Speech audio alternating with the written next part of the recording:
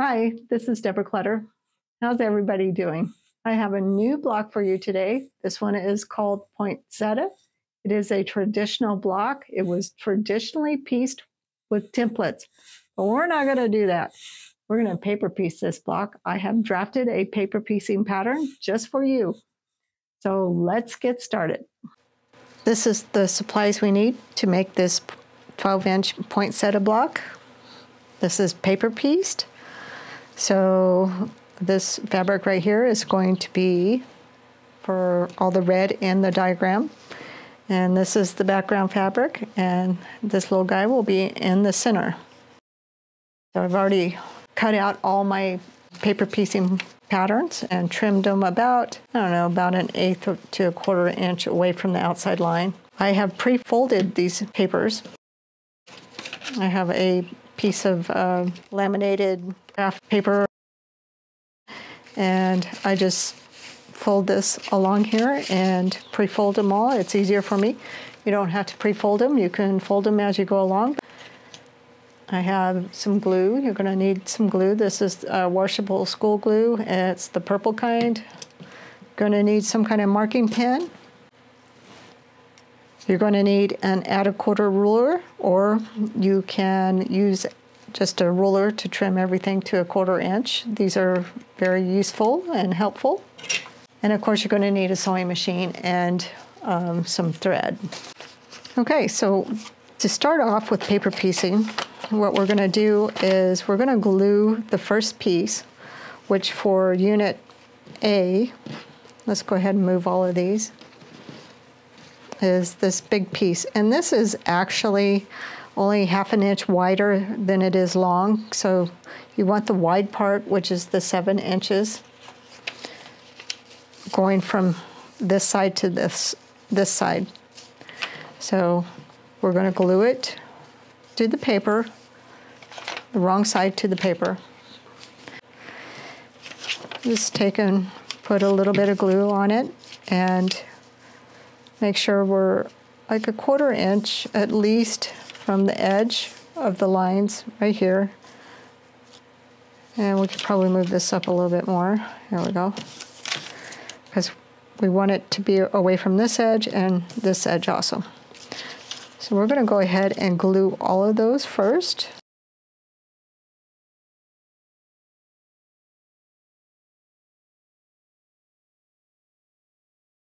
Okay, so we have them all glued on here, and next thing we're going to do is we're going to fold over number 2. So if you haven't pre-folded, you're going to just take your little tool, pre-fold it, and then cut it with your rotary cutter. If you have a 1/4 inch, add a 1/4 ruler. If not, then you can use just a regular ruler. So you could use a regular ruler, putting it on the 1/4 inch line, and then trimming. So either way, if you have one of these rulers, maybe a little shorter one, or an 1/4 ruler, the nice thing about these, they have a little lip, and it goes right next to your paper, and it makes a perfect 1/4 inch.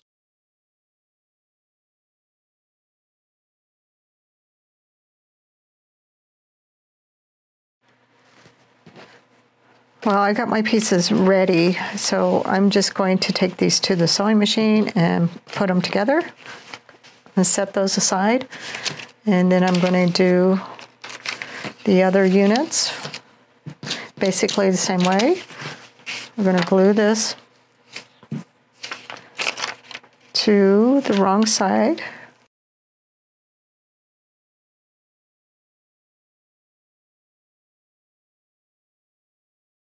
Okay, and then I'm just going to pre-cut these to the section 2 side.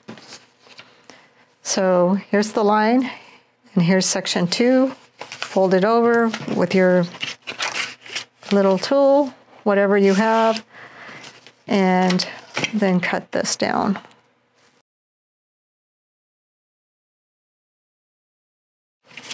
And we'll take all of these to the sewing machine and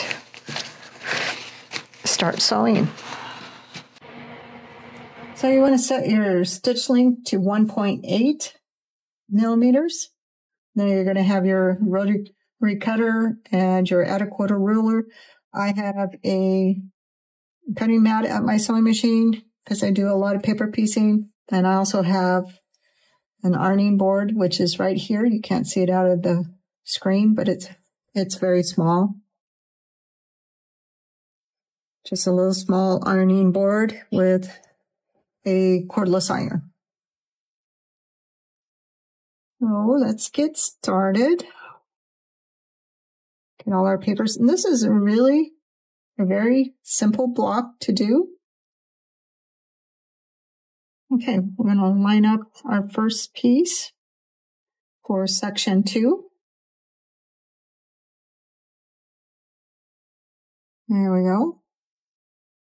So you're not going to line up the fabric, the white edge, all the way to the red edge. You want this paper to cover, or the fabric to cover this paper that's folded back, because this is the section you're trying to cover or trying to put fabric on. So you want to scoot it down until you have at least, a 1/4 inch from this bottom edge, and then some room at the top here.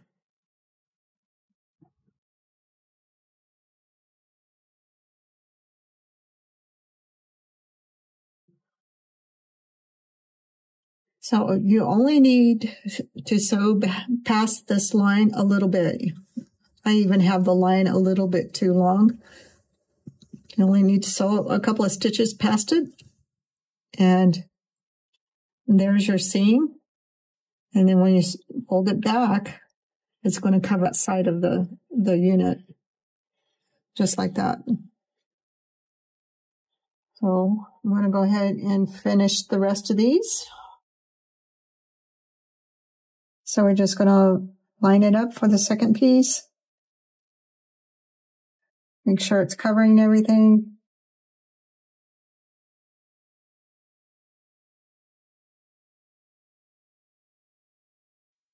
So basically the most important part of paper piecing is just making sure you have enough fabric to cover the piece that you're trying to sew on in the next section.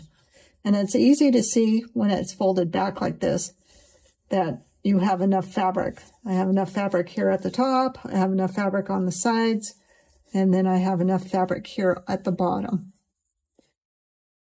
Okay. Now we're just going to cut the other side. So now we're looking at section 3. I already have this pre-folded, so I can just fold it and cut it.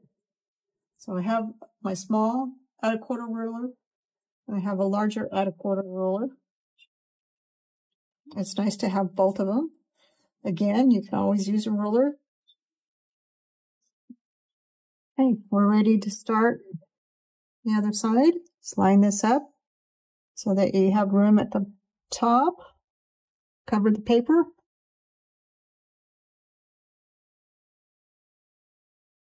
Okay. There's our unit all done, and we just have to cut it and trim it up. And we'll do that after we finish the rest of them. So now let's start on unit A. And we're going to do the same process. These are really simple little units. They don't have but 3 sections. We line up the paper. It covers the whole folded down edge. And then we just sew it.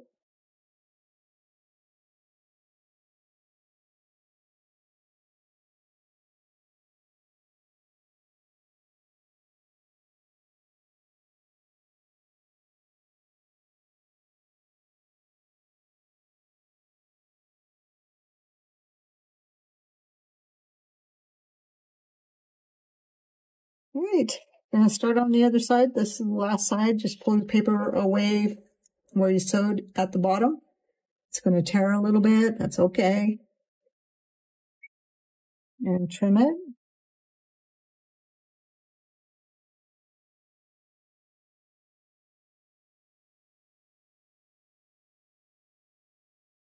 going to go ahead and lay out my block. There's the center. These go on each side of that center block. We're going to sew our block together, starting with the top row, and then the middle row, and then the bottom row. So here's our top row. I've notched these so that it should fit exactly together. So you don't have to, have any kind of overhang that you're trying to figure out where it goes. So they should fit together like this. And then just pin it or sew it, whatever you want to do. I'm going to change my stitch length to 2.0.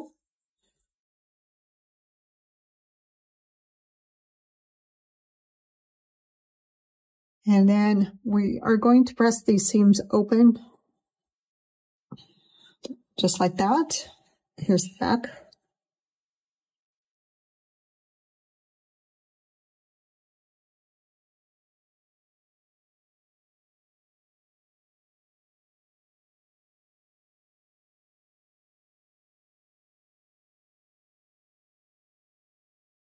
All right, and here's the back of the top row.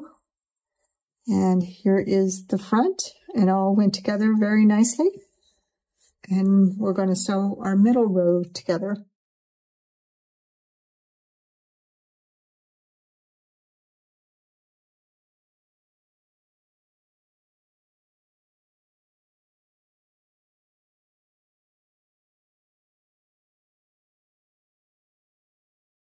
All right, and it looks like a bow tie or a bow. Press those seam open also. Okay, here's what the back looks like. And here's the front. And then we're going to do the bottom row.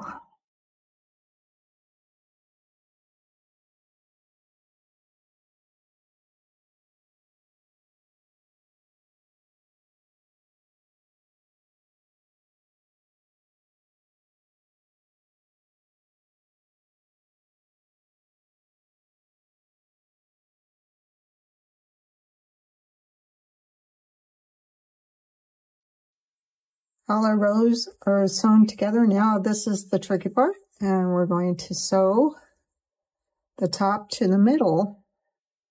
And what we're going to do is we're going to line up the left edge first.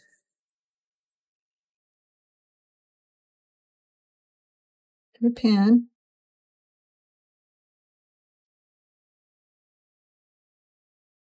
Let me mark this first. I'm going to mark the bottom where the seams are. This way it's easier to press the seam open so you can see this where your marks are easier.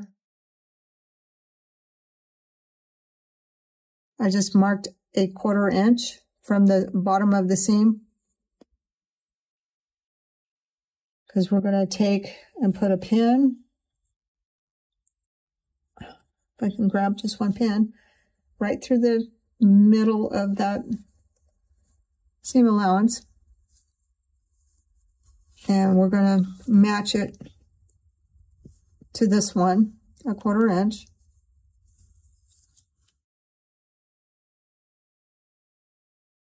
Just like that. I want to pin it so it doesn't go anywhere. What I'm going to do is I'm going to sew this edge until I get to that mark, and then I'm going to pivot with my needle down, and then I'll sew this edge until that mark, pivot with the needle down, and sew the other edge.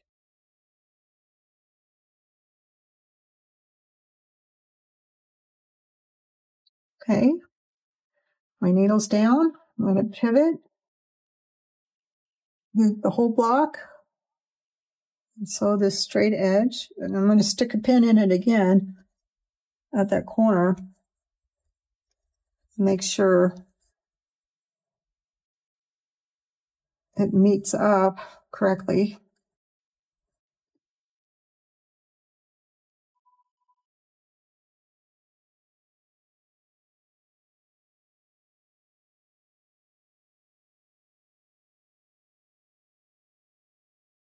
Okay. Pivot again.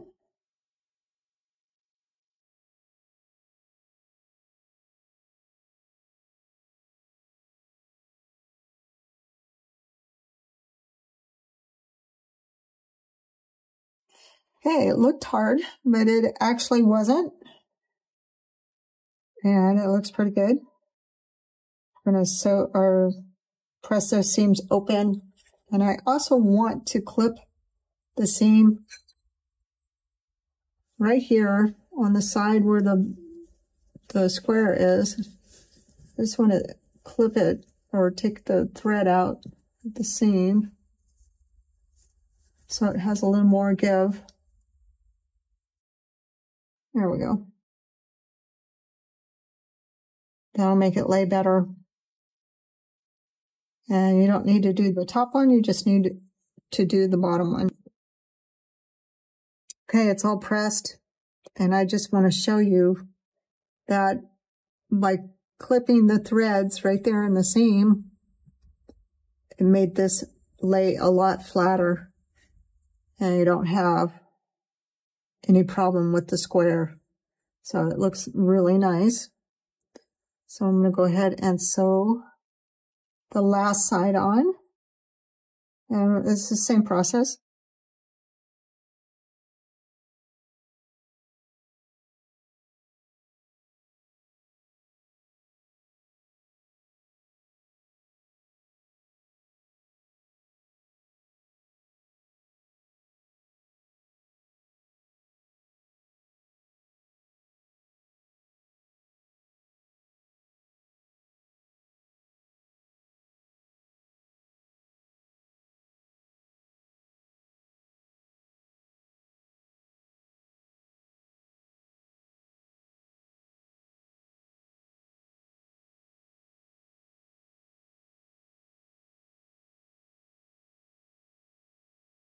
Right, our block is all done.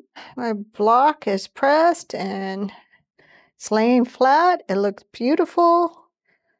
I think I did a pretty good job. I'm going to trim it up. Now, I did make this block a little bit bigger than it needs to be.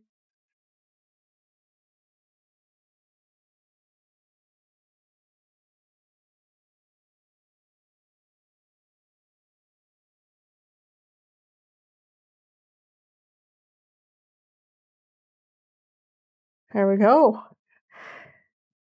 I hope you enjoyed this vlog.